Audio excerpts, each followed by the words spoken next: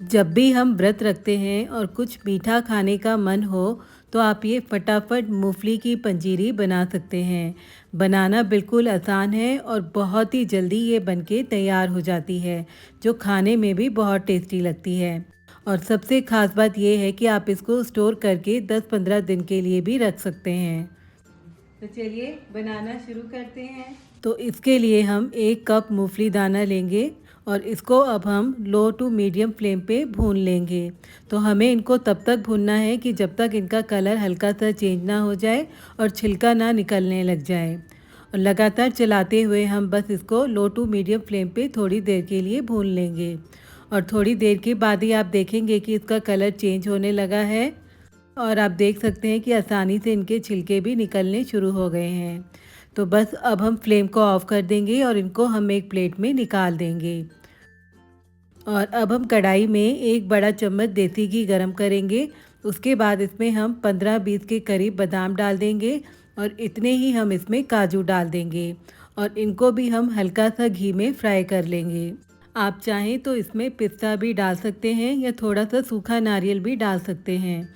थोड़े से हम किशमिश डाल देंगे और किशमिश डाल के बस कुछ सेकंड्स के लिए फ्राई कर लेंगे और फ्लेम को ऑफ कर देंगे। और अब हम इनको भी एक प्लेट में निकाल लेंगे। और जो हमने मूंगफली को भून के रखा था, जब भी थोड़ी ठंडी हो जाएंगी तो हम इस तरह से इनका छिलका अलग कर देंगे। और भूनते टाइम आपको ये ध्यान रखना है कि बिना घी या तेल के हम इनको भूनेंगे। और ठंडी होने के बाद आप इस तरह से आसानी से इनका छिलका अलग कर सकते हैं। और जब इनका छिलका अलग हो जाएगा तो जो हम पूड़ी फ्राई करने के लिए ये यूज़ करते हैं, इससे हम इनका ऐसे छिलका निकाल देंगे। इस तरह से आप आसानी से इनका छिलका निकाल सकते हैं।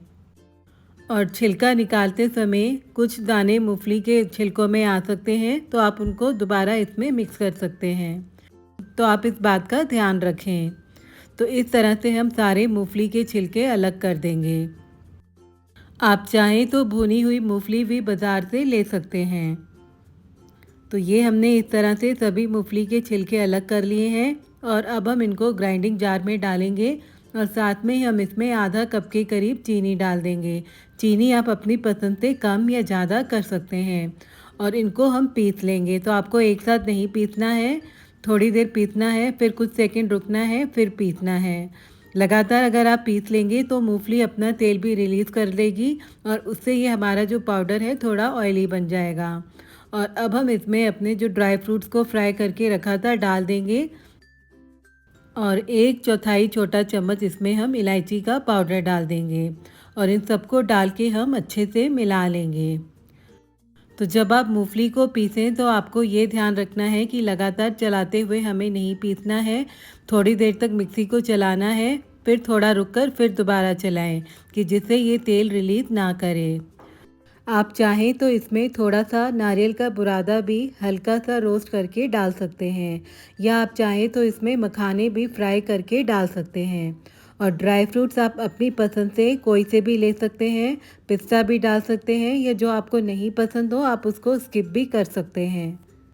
और ये हमने सबको अच्छे से मिक्स कर लिया है और ये हमारी बहुत ही टेस्टी मूंगफली की पंजीरी बनके तैयार है। आप इसको स्टोर करके किसी भी एयरटाइट कंटेनर में स्टोर करके 10-15 दिन के लिए भी रख सकते हैं। तो आप इस तरह से मूंगफली की पंजीरी बना के ज़रूर देखें। मुझे पूरी उम्मीद है कि आपको ये बहुत पसंद आएगी।